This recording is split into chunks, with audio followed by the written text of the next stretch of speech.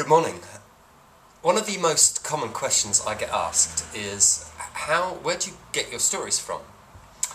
And while there are certain kind of tricks and techniques that you can use to generate stories, kind of just creatively and spontaneously, and while there are ways of mapping one story that you come across in one situation into another situation, the simplest way I find of generating stories is just to do stuff, to do interesting stuff.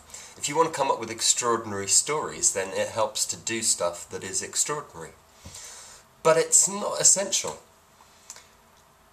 Just really simple things can become useful stories that you can use in multiple contexts.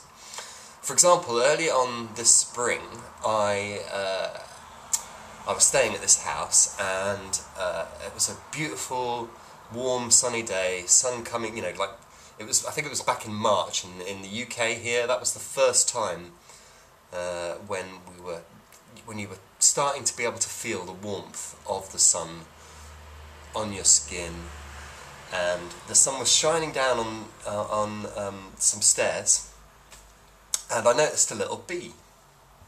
I think it was a bumblebee. And the bumblebee was just sitting there, not moving, clearly tired and close to death.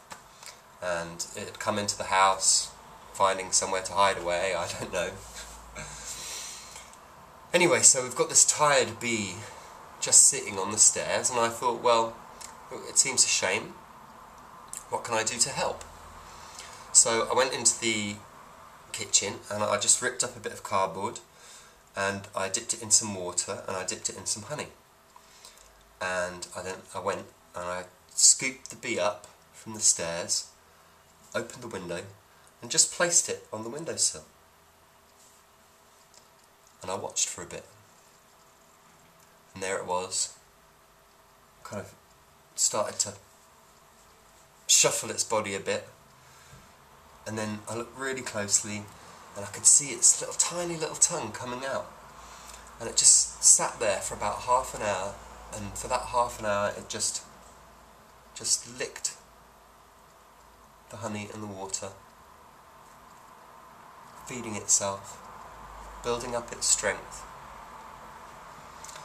And it was amazing, because after half an hour, it was like the bee kind of shook itself off, gave itself a dusting, walked to the edge of the window ledge, and then just flew off straight away.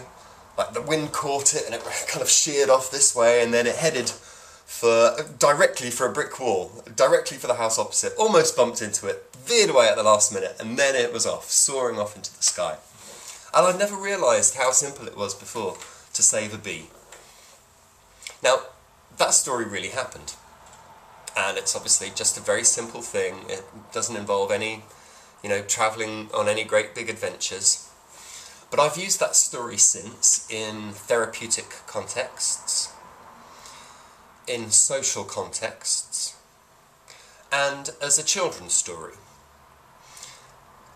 And when I use that story in those different contexts, of course, I emphasise different parts of the story.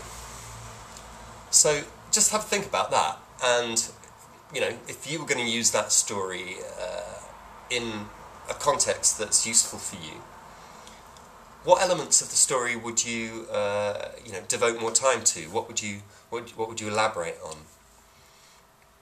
What is it that story tells you? What are the implicit things that story tells you about me that don't need to be said?